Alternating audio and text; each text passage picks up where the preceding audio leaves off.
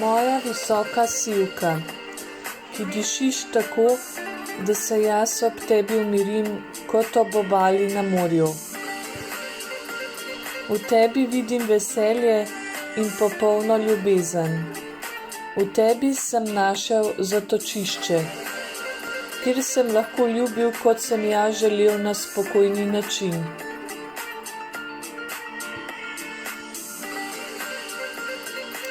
Nisi me razumela, a jaz sem ti dal globje razumevanje.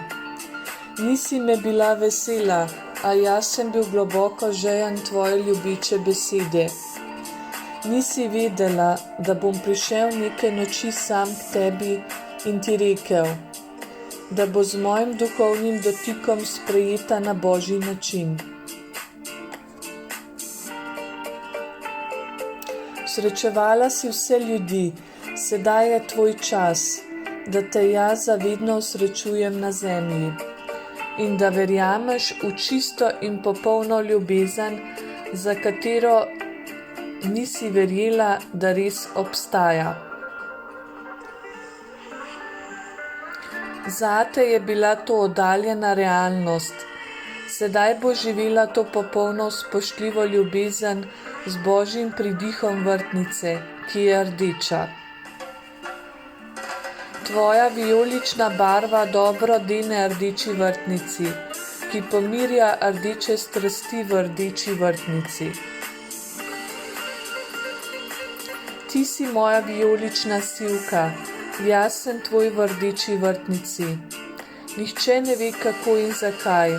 Odgovora ni pri ljudeh, pri nama je pravi odgovor, ki ga potrebuje svet videti, slišati in začutiti.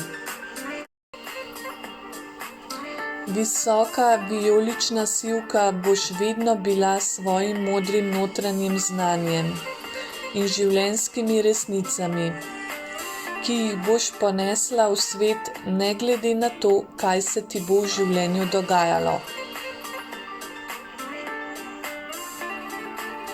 Delila boš modrosti in življenjske resnice, ki bogatele bodo srca drugih ljudi.